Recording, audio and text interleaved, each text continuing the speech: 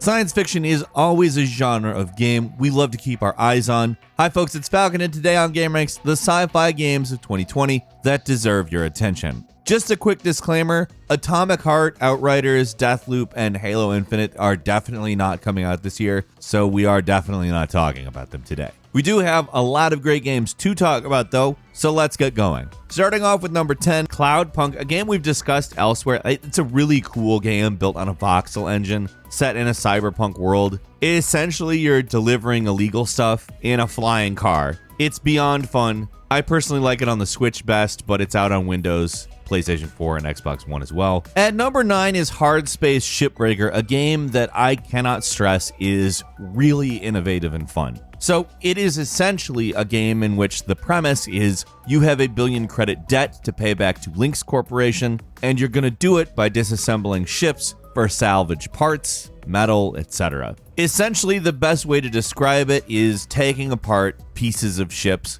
in 0G and accumulating credits by selling those parts and paying that debt back to this big corporation that apparently holds power over you. It is a really good looking game, for one. The graphics are incredible. Space is both kind of eerie and kind of beautiful. The ships are ominous, dead looking, and the physics simulation in which you are taking them apart is absolutely one of the coolest things you're ever gonna see. You're literally just chopping these things up. You take that scrap. It's not just chopping things up though, you also have to transport what you're taking out of the area. Really, it's a different kind of game. And I think that you're going to see this copied a lot as the technology becomes more normal. The destroy things and recover salvage from a site. But I'm also curious as to how that idea would work in a situation with gravity, because in zero gravity, man, it just works. Hardspace Shipbreaker is actually already out in early access, and I highly recommend it. Highly recommend it. At number 8 is Biomutant, an action RPG we've seen delayed a lot through the years. But it's a game that I really want to play on account. It looks like it's got a pretty ambitious look at things. Like the way that you do character creation is a lot like how an animal works. The actual physical attributes you give it affect its statistics instead of picking statistics. Like if you make a bulky character, they're going to be able to take more and give more as far as damage, but they're going to be slower. Smaller characters, obviously similar. They're going to be weaker, but they're going to be faster. It also looks like there's a lot of collecting of various items for the purposes of crafting, but the really big thing I'm interested in is just the actual type of game it is. Like in a lot of ways, it looks like a platformer, but in a lot of other ways, it looks like a very combat-oriented game. We haven't really seen a lot of those that have actually gotten a lot of attention. Like you've had your Jak and Daxters, you've had your Ratchet and Clanks, but I think it's maybe even a little bit different from those because it calls itself an action RPG. I just have a sense, for whatever reason, that it is going to be a really interesting game, possibly a very good one, and it's still scheduled for release on Windows, PlayStation 4, and Xbox One this year. At number 7 is Ghostrunner, which, having played it, the best way I can describe this game is Mirror's Edge with a samurai sword. And if that sounds like fun, it's more fun than that. So the slicing is done with a physics simulation. It's one hit, one kill. It's incredibly fast paced. And it takes place in a post-apocalyptic cyberpunk world that exists inside a tower in a basically destroyed Earth.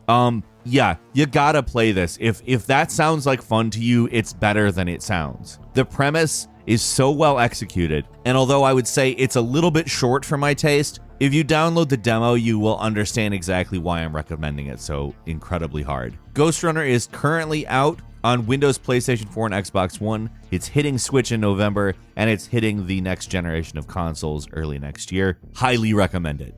At number 6 is Satisfactory, which is an open world factory building game. Yes, in every possible way, it is an incredibly unique experience, and again, highly recommended. The sci-fi genre is very far-reaching, and it includes a lot of different types of games. Satisfactory is kind of one part Minecraft, kind of one part a survival game, and kind of one part a city builder, except for the city is in fact a factory. The factory is making things. I mean, genuinely, it is just something that is totally different from anything else you've played, and it involves so many different types of gameplay that it's a little bit hard to even like saddle down to one specific genre. as you obviously heard a moment ago. But the core mechanics of this game are so damn good that it's amazing it's an early access game at this point. This is one of those games that kind of takes a premise like Factorio and makes it into this much larger, much more intense, and much more immersive experience. And I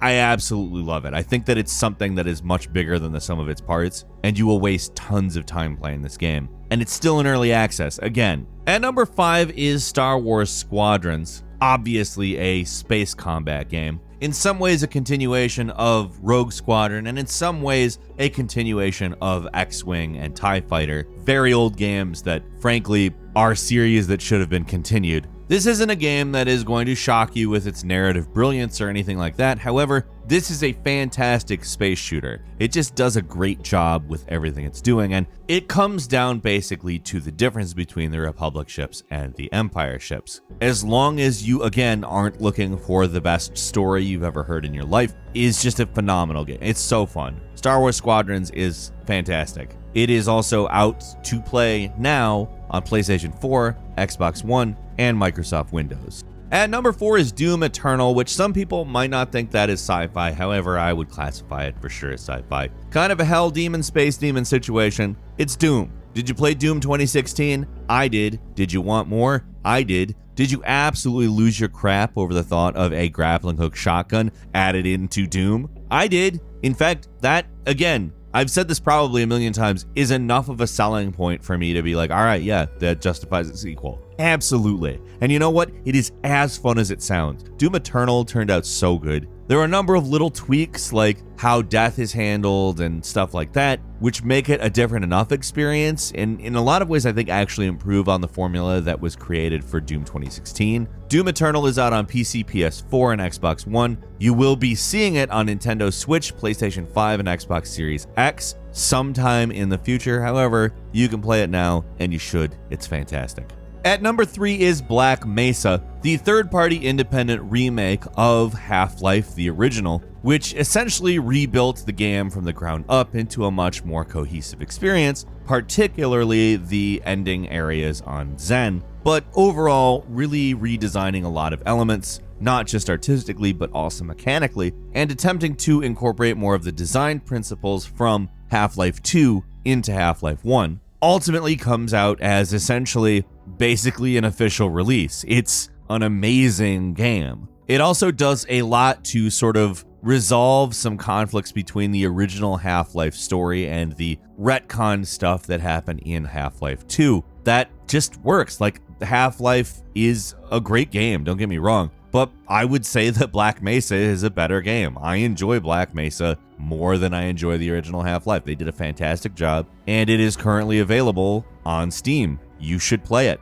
Number 2, we couldn't mention Black Mesa and not mention Half-Life Alyx, which obviously is a prequel to Half-Life 2, following Alyx around. That's probably one of the more significant elements of it. However, to me, the biggest thing is that this is a game that more or less gets VR FPSs completely right, as well as gives you a lot more to do than just shooting enemies. The only complaint I have is that the movement system is a little bit rudimentary. However, everything else about this game more or less overrides that in my mind. Half-Life Alyx, just a fantastic game. Like, they did such a good job with it, and it was a smart idea to do for VR, to sort of push people into VR. Half-Life 3 when, Valve? Half-Life 3 when? And number 1 is Cyberpunk 2077, which I don't know what I could possibly say here to explain what Cyberpunk 2077 is now, other than it seems like they've delayed it a lot. However, these delays keep coming in very incrementally, and they're not long distances of delays, which makes me think, oh, they found another thing that they want to do either differently or fix or whatever. I'm just really excited that this massive first-person shooter action RPG in what is probably the most beautiful version of a cyberpunk world we've seen is coming soon. I'm so excited. Obviously, this is going to be the biggest game of the year. It's the follow-up to CD Projekt Red's The Witcher 3. It's cyberpunk. It's cool. I mean, it's going to be the biggest game of the year. There's nothing else to say. You're never going to escape this game once it comes out. I can't wait to play it when it lands on every system that you could possibly want to play it on December 10th. Couple of bonus games for you as well, starting with Destiny 2 Beyond Light, the 5th expansion to Destiny 2, taking place on Jupiter's icy moon. I am interested in that. That sounds like an interesting place to expand to. Watch Dogs Legion came out, the version of Watch Dogs that takes place in an authoritarian state. Love it. Actually a very good game. I haven't been able to spend as much time as I want with it yet. The game is literally a day old as of this recording. However, it's out on everything, and from what I've played, it's really enjoyable. Probably the best Watch Dogs if it continues. Next is Hellpoint, an action RPG that is out on Xbox One, PS4, Windows, and Switch. An action RPG that is in a lot of ways a Souls-like, but in some key ways different, particularly in that your health is refilled by dealing damage to monsters. That adds a very interesting mechanic to the game. Finally, and this one's not out yet, but Proteus, which is like an old school first-person shooter, which does some really clever stuff trying to look like a sprite-based game while not being. I don't know, it's really impressive. It looks like something out of the 90s, but also utterly impossible for something in the 90s. That comes out later in the year. And that's all for today. What do you think? What's been your favorite sci-fi release, or are you looking forward to it? Leave us a comment, let us know what you think. If you like this video, click like. If you're not subscribed, now is a great time to do so. We upload brand new videos every day of the week. Best way to see them first is, of course, a subscription, so click subscribe. Do not forget to enable all notifications. As always, thank you very much for watching this video. I'm Falcon. You can follow me on Twitter @FalconTheHero. We'll see you next time right here on GameRanx.